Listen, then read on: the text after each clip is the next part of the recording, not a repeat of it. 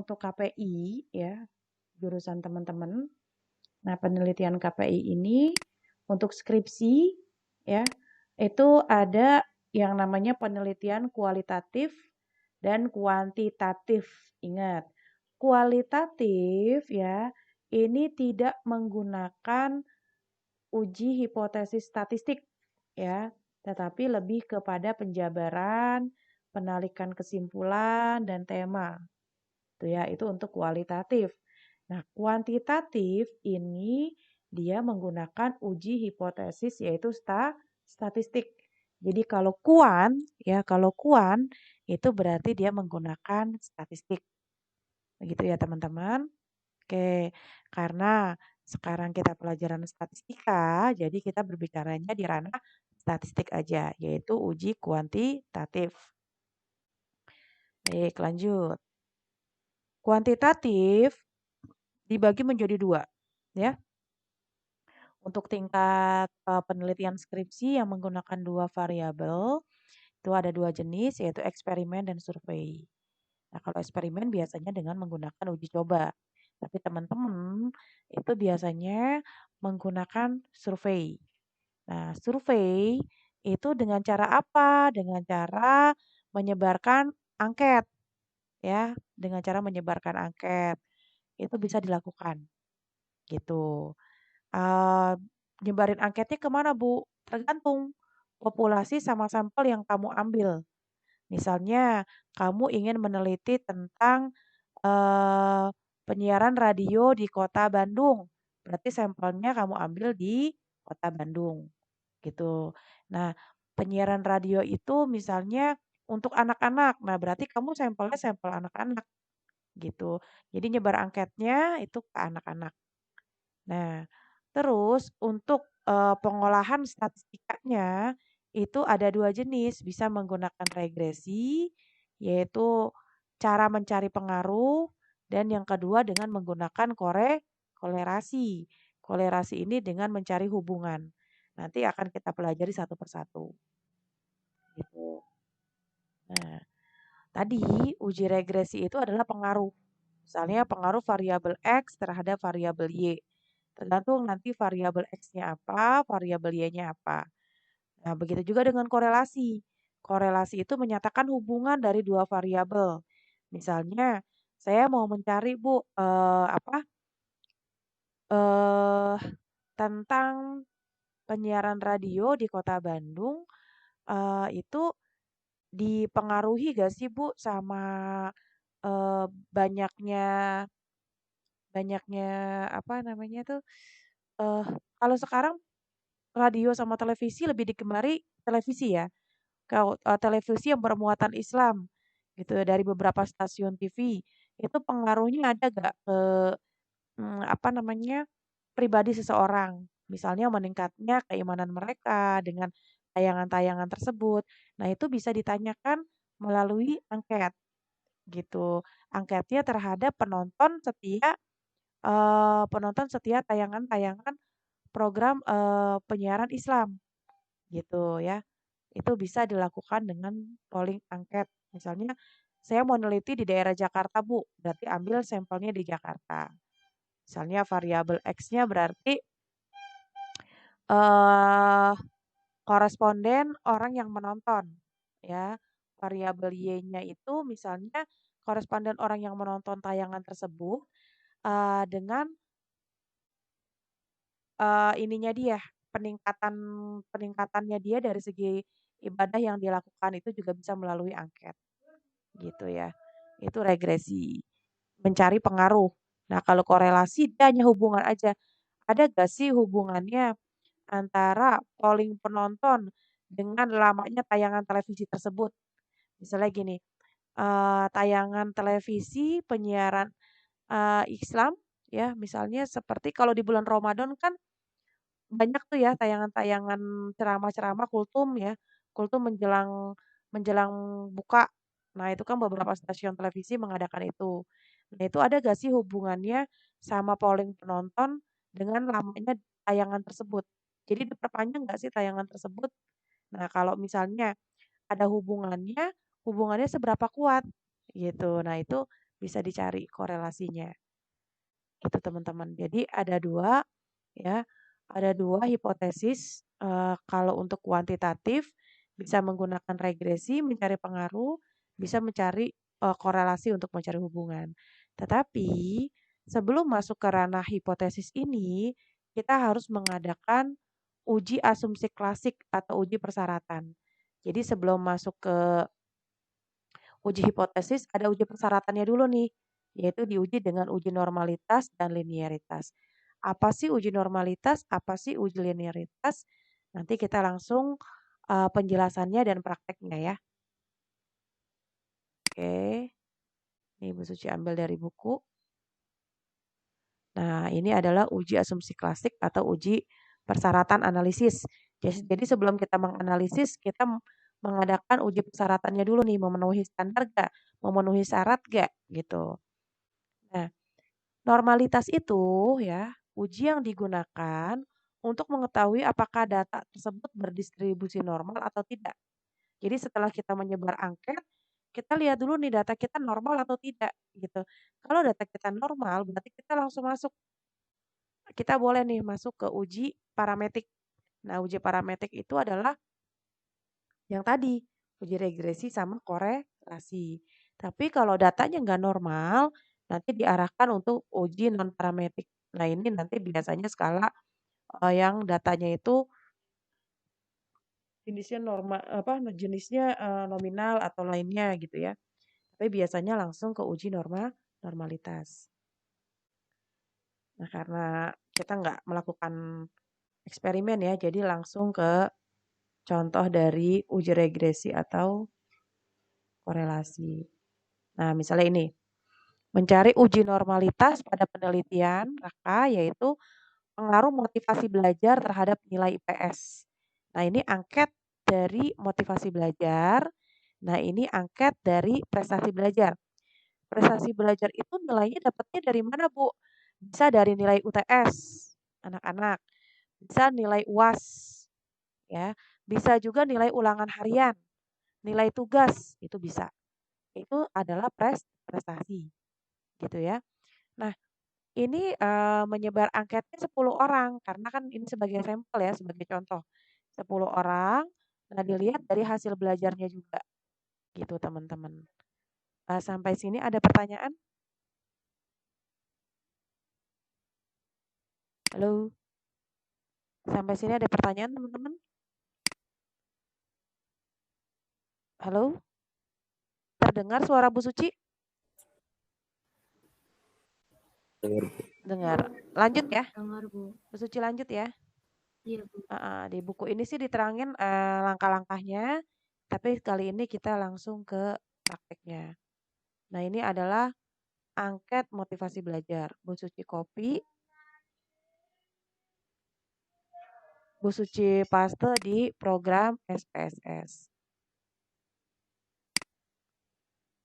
Pastenya di bagian data view ya.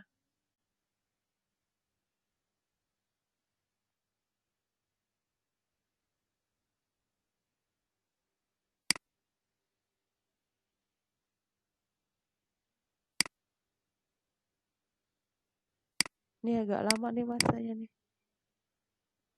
Karena direkam mungkin.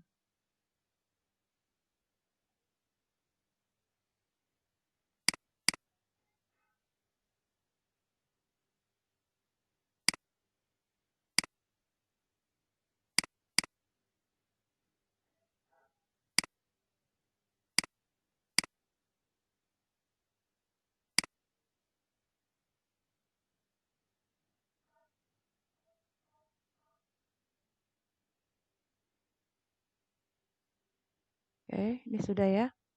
Kita lanjut ke yang nilai prestasi belajar. Copy. Kita paste di sini.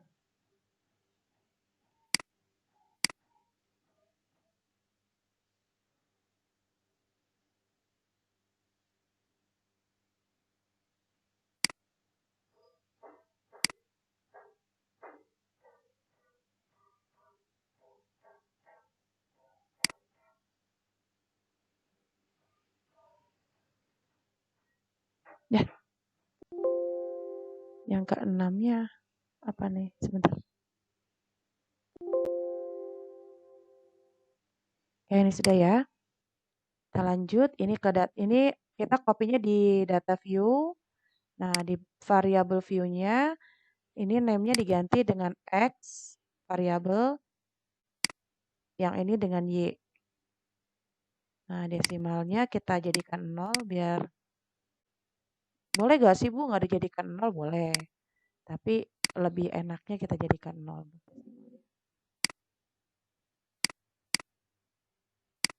Oke. Label ini judul ya. Jadi judulnya bisa teman-teman ganti di sini. Kalau tadi yang X itu adalah tentang motivasi ya. Motivasi belajar. Nah, yang Y-nya tadi tentang apa? Tentang prestasi. Prestasi belajar. Gitu, teman-teman. Ya, ini data view.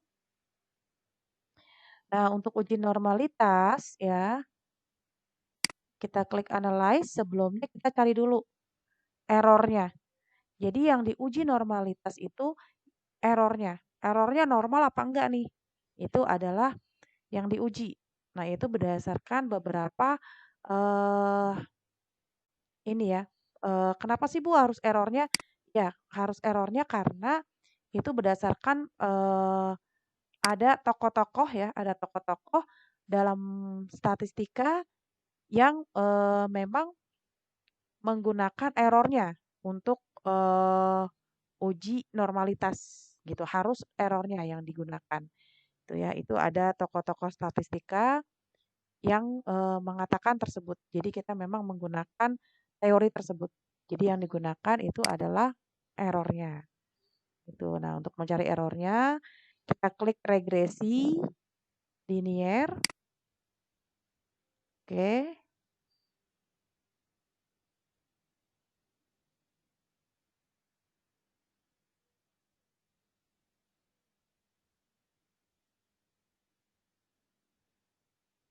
SPSS saya agak lama nih ya.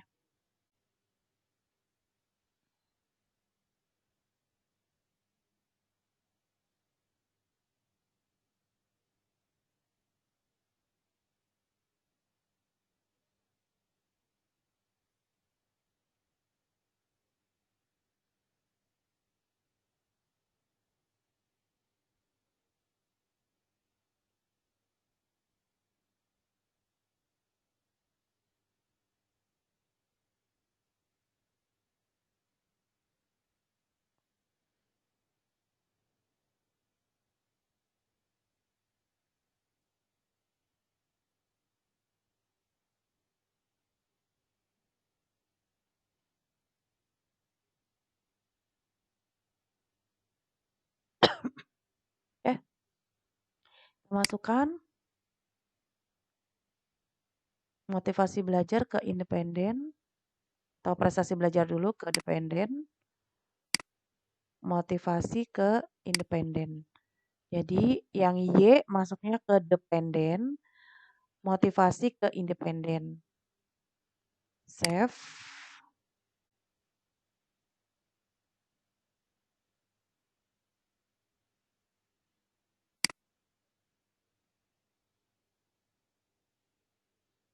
Oke. Residual ya. Di sini ada unstandardized, dua-duanya ada, tapi kita klik yang residual atau yang errornya karena kita mau mencari error.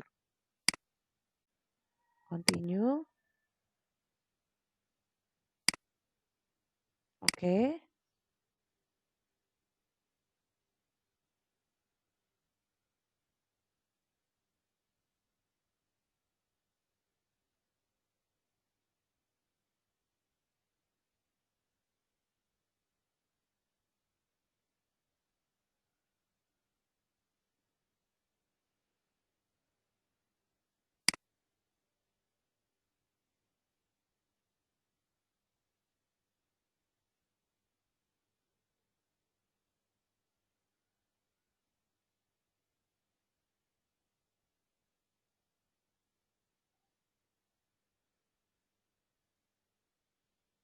Wah, teman-teman jangan tidur ya.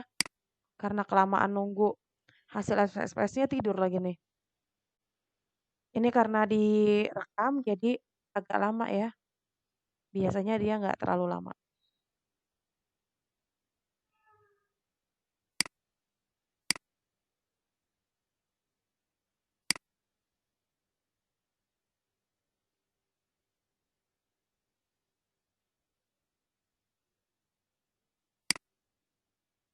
Hello, masih banyak orang kah di sini? Masih nyimak, Bu. Nyimak. Sabar ya. Ini tuh masih lama ya. Entah mengapa ini bisa lama seperti ini.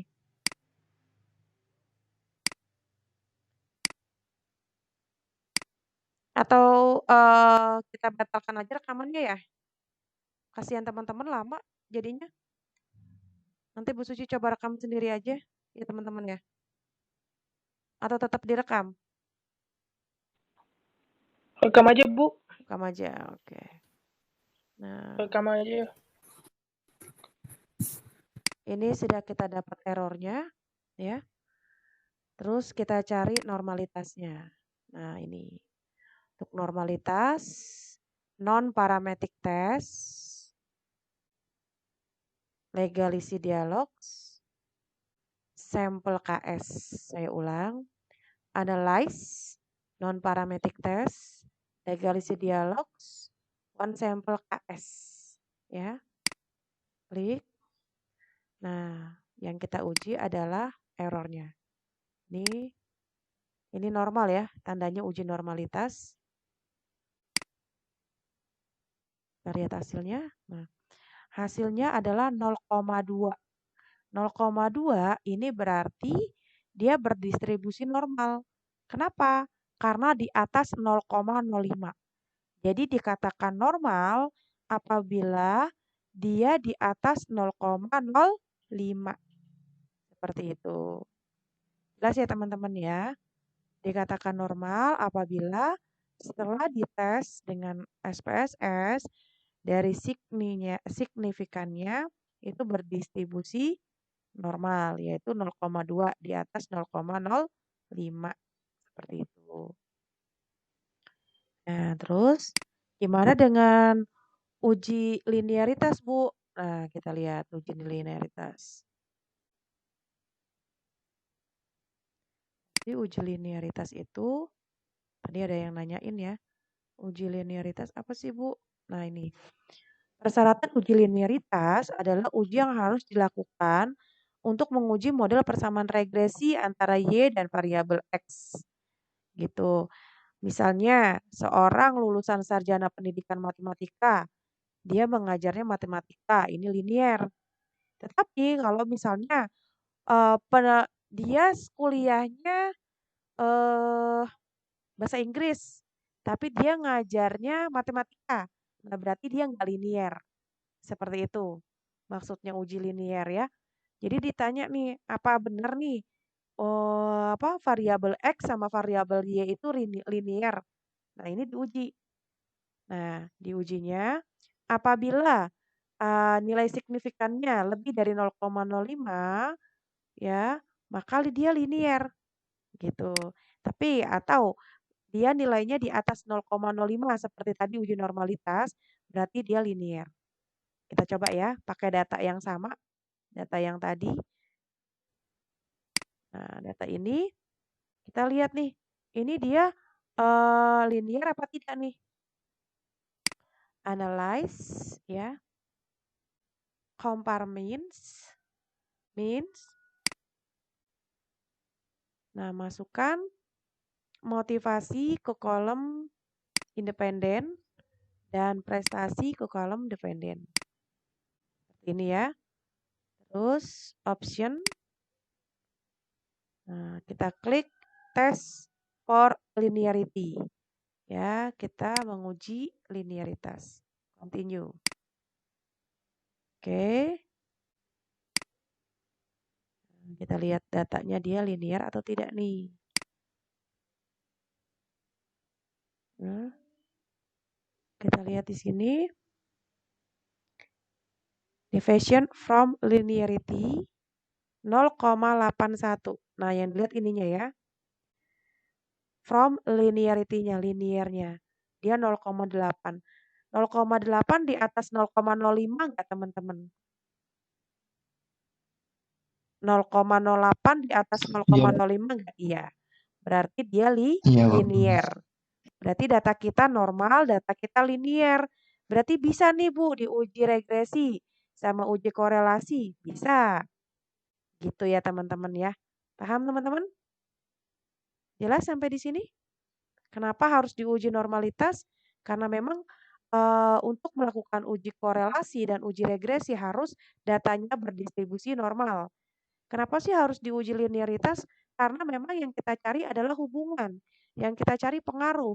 Dia harus linear, gitu ya. Dia harus sejalan. Kalau dia nggak sejalan, kita nggak boleh nguji, gitu. Karena yang diuji adalah hubungan atau pengaruh. Nanti yang ditaruh di skripsi yang mana Bu? Ya ini, hasil ininya ditaruh ya, dimasukkan tabel ini. Sama tabel normalitas. Ya, ini. Gitu ya. Nanti formula untuk apa? Skripsinya nanti Bu Suci olah sama dosen Medlit ya untuk lebih lanjut. Nah, ini untuk pengetahuan tentang arah dari skripsi teman-teman kalau menggunakan statistika. Seperti itu. Sampai di sini ada pertanyaan? Cukup sampai di sini atau mau lanjut kalian Bu? Bablas aja Bu. Saya pengen tahu Bu, uji regresi itu kayak apa sih? Uji korelasi itu kayak apa sih? Mau langsung lanjut sekarang juga atau pekan depan? Teman-teman. Halo? Halo? Lanjut aja, Bu. Terserah Ibu. Lanjut aja. Lanjut aja nggak pusing ya? Nggak apa, step by step. Nanti kita baru setelah uji setelah uji persyaratan analisis, baru nanti uji analisisnya. Gitu. Atau mau langsung, ya nggak apa-apa kalau mau langsung. Mau langsung? Kita coba ya. Ini uji korelasi. Tinggal klik korelasi, bivariat. Gampang kok. Ini kalau mencari hubungan ya teman-teman. Nah, dimasukin deh. Motivasi sama prestasinya kita masukin. Person. Kenapa person? Karena ini adalah uji parametrik yang datanya berdistribusi normal dan linear.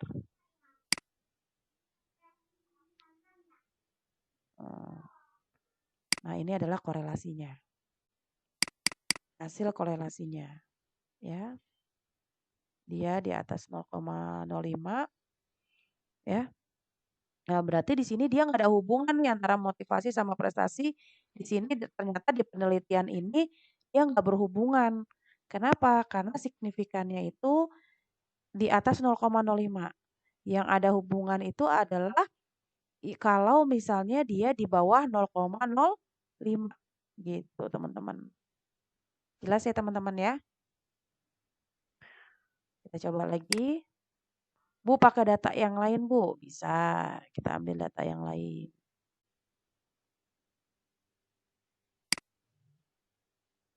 Uji.